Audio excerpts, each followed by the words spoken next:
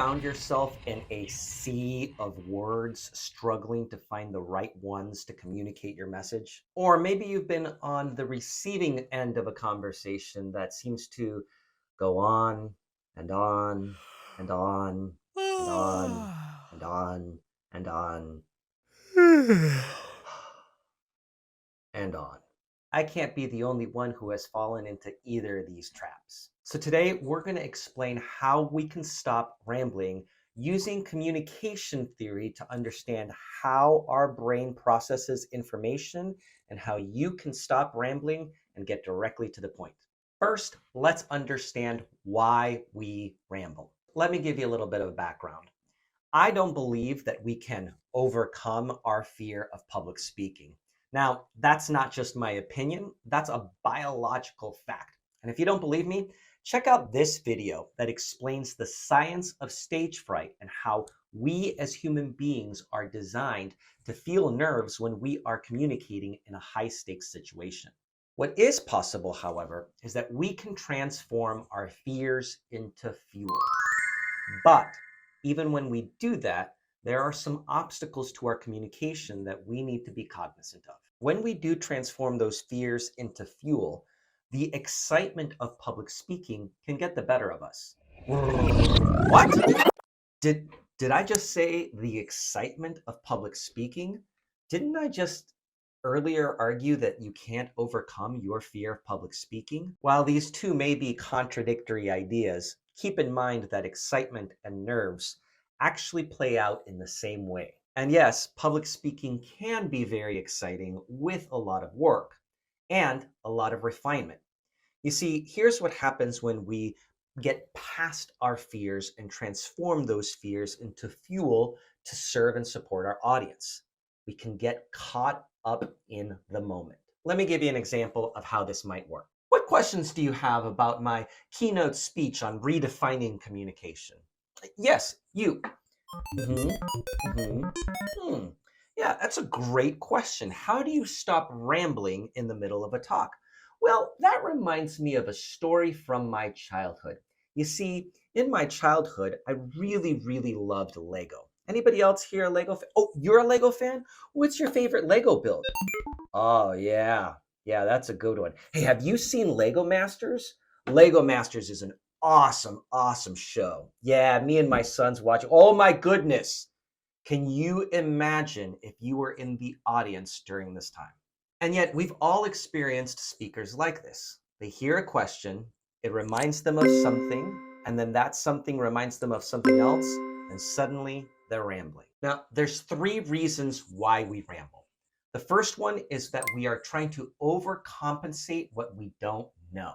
In other words, we're trying to find the right words in order to impress our audience, and it's really that we don't actually have the right words formulated. Rambling is actually a cue that you may not understand the concept of which you're teaching all the way through. The second reason why we ramble is we're trying to impress our audience. This is a very emotional reaction.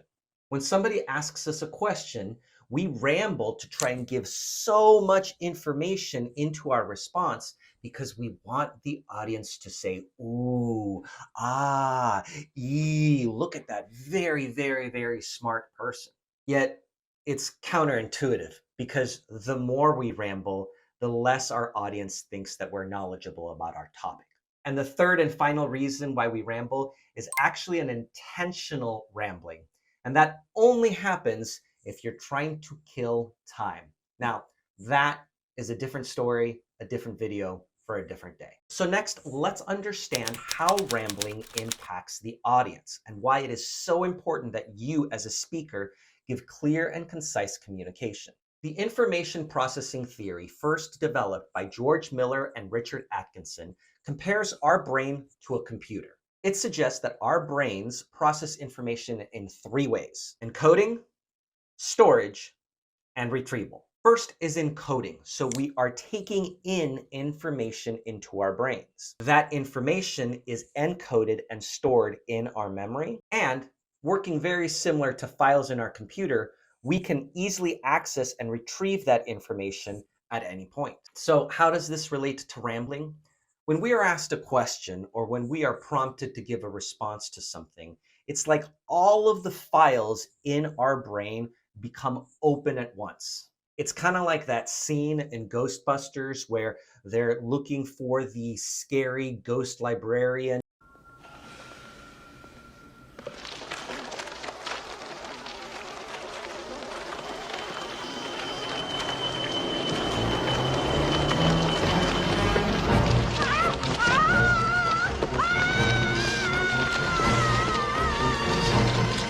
But from an audience's perspective, all of that information, all of those cards are not relevant or useful. George Miller, one of the pioneers of information processing theory, established Miller's Law, which says that the human brain can only really retain 7 pieces of information at a time. In other words, in the moment, our current working memory only has 7 slots. So if I'm listening to a talk, if I'm being led in a team meeting, I can only really understand and retain 7 pieces of information. And yet, how often have we sat in a presentation where there is 150 pieces of information? And think about the impact that has on the audience.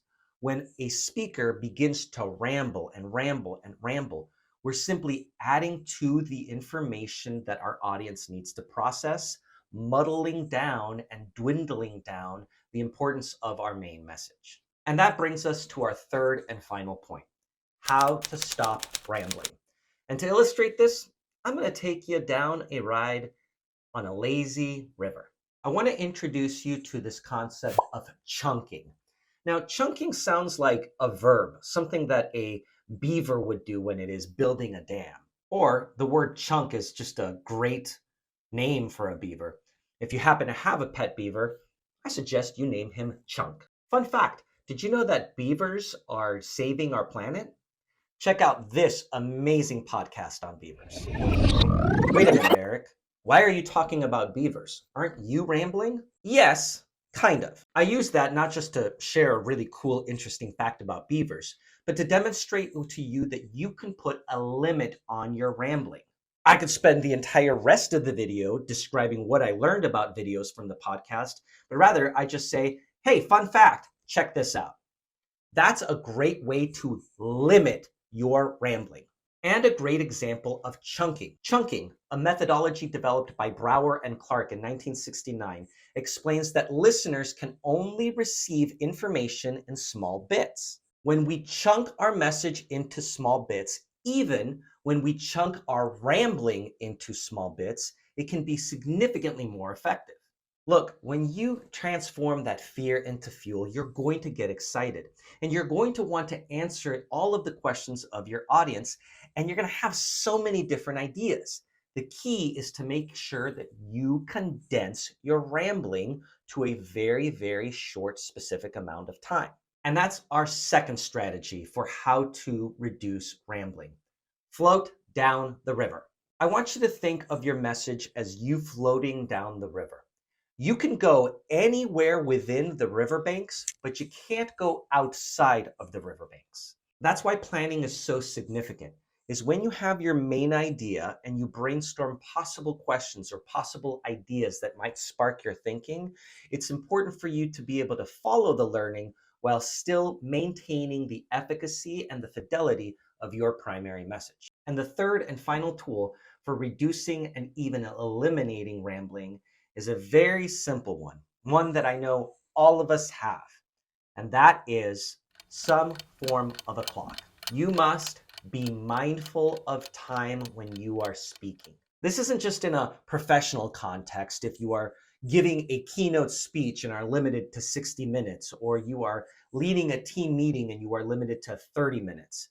It's also limiting your rambling when you're in one-on-one conversations. Keep in mind, nobody wants to be held hostage in a particular conversation. So be mindful of the time that you are spending talking and what message you are truly delivering. Remember the information processing theory and how our brain, our working memory, can only really retain 7 pieces of information? When you're delivering information, work to limit your information to 3 main ideas. Now, more ideas may come, but keep those riverbanks as close to 7 as possible.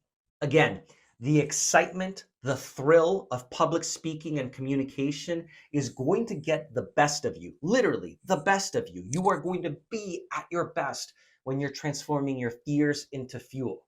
But don't let that excitement hinder your message.